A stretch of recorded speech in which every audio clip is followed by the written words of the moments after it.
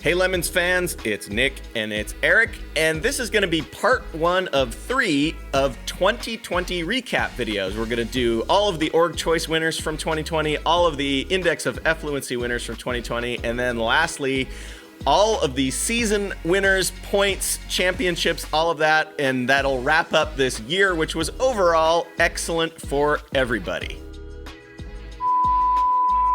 So this season started at Barber Motorsports Park in Alabama, as it has for several years. We barely remember that because this f***ing year has felt like about 7 years.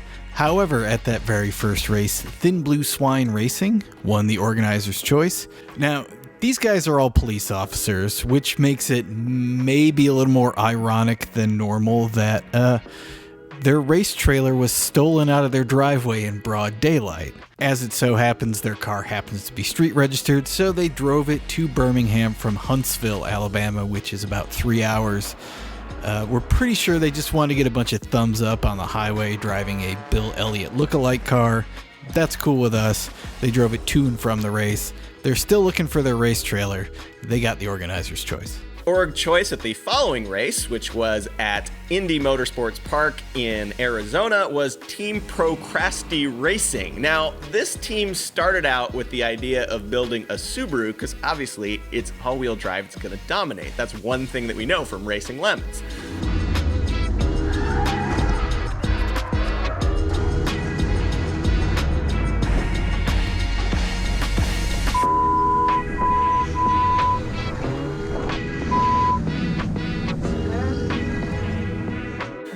They tried to get these 2 Subarus and make one good car out of 2 bad ones.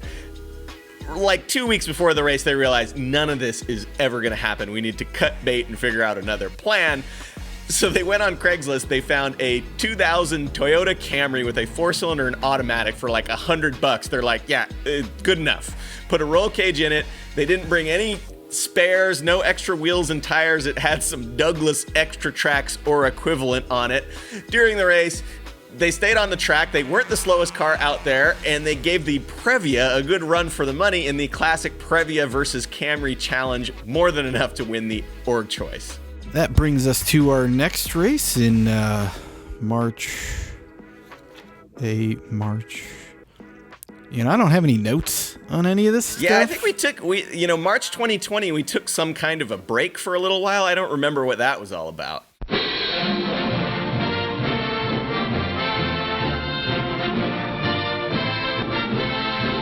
Anyway, in June, we were back racing after whatever that break was, and the Saturn Skylorado showed up, which was, of course, a rear-ended Saturn Sky and a front-ended Chevy Colorado. Put them together, you have a Saturn Skylorado. Very, very well done. These guys had way too much time on their hands from whatever the time off was this year. Made it look really pretty. It was pretty quick. We gave them the organizer's choice. Then we headed up to The Ridge in Washington State. Organizer's choice went to a mid-engine supercar. You guys know what I'm talking about. This was Team Petty Cash, and whenever you bring a mid-engine supercar of this particular variety, you're going to win a high-level award. Most of these things have either won IOE or org choice. This one took home the org choice.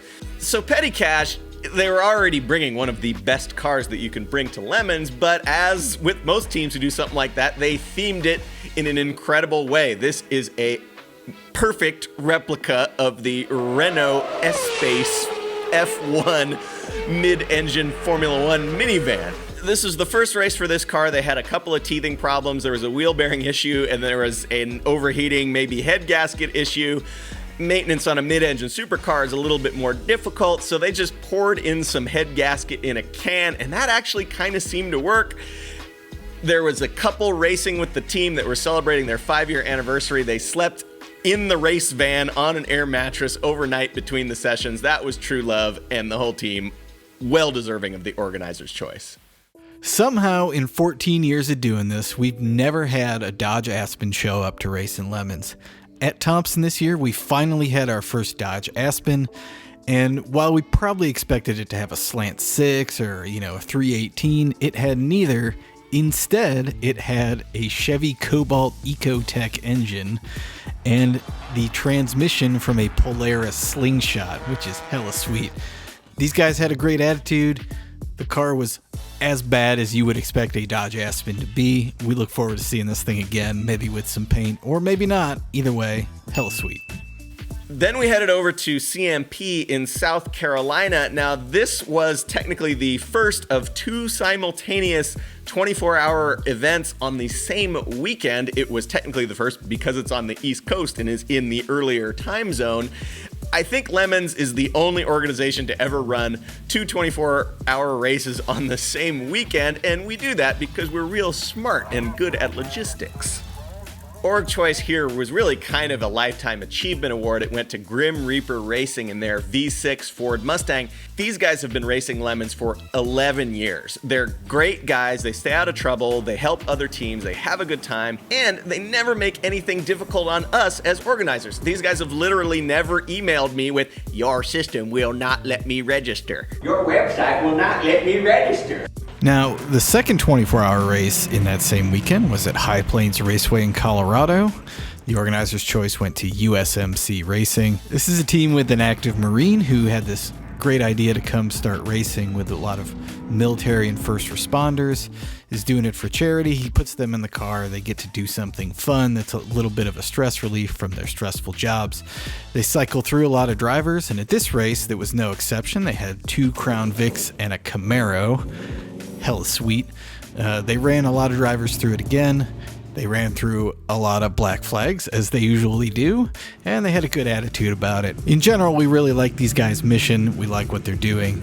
Really well done, USMC. Then we went down to Buttonwillow in Southern California. Well, really Central Valley, California. And the org choice went to Team Cyber.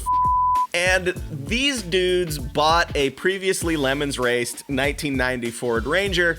They knew that they couldn't bring it back just the same way it looked before when it was raced by a different team. So they're like, well, what can we do? We've got wood, we've got a saw, we've got a bad idea.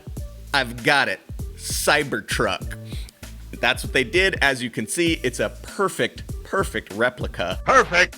And the car kind of ran all weekend. It wasn't really all that slow, and it was super awesome to see easy org choice.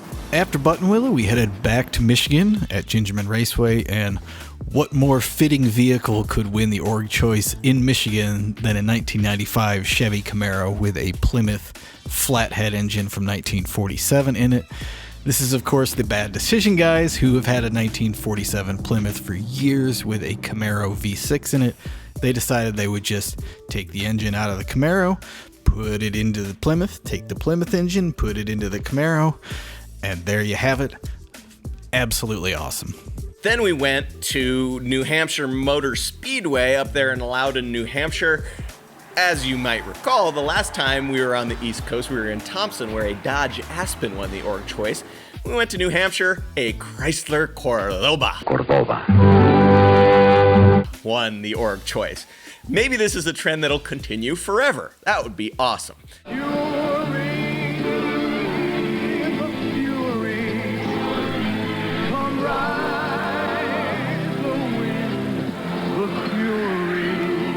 Now this wasn't just any Cordoba. This was the desirable 400 cubic inch version. Why you classic. Now, the 400 isn't some special one-off engine that they created specifically for the Cordoba. It's some kind of reformulated version of the existing 440 big block. I don't even know how the decision got made to even make this engine.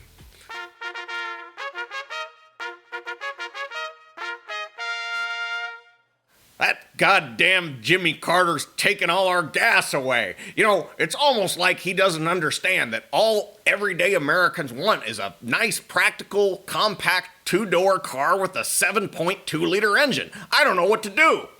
Sir, may I make a suggestion? What if we changed one of the 4s in the 440 to a 0? Bravansky, there's a lake house in your future. Oh boy, Billy Carter's going to be so jealous. Now, we plan to run a couple more races this year, but we decided to take an early vacation. So our last race for the year was at MSR Houston, where the Nader haters won the organizer's choice. As you might guess, if you know your automotive history, that is a Chevy Corvair. It's a 1965-ish. I'm sure we're wrong, and the Corvair people will send us all kinds of hate mail. However, they tossed away the flat six engine that had come with it and put instead a Subaru WRX engine in it with the radiator mounted in some kind of heat collecting place, as you tend to do with these things. It was butt terrible, but also kind of awesome. Pretty easy one for an organizer's choice. That's going to do it for our organizer's choice wrap for 2020. This was part one, of course. Next week, you'll find the Index of Affluency wrap up, and then we'll have a National Championship wrap up the week after that. Stay tuned, make sure you subscribe, and we'll see you next week. I have the line.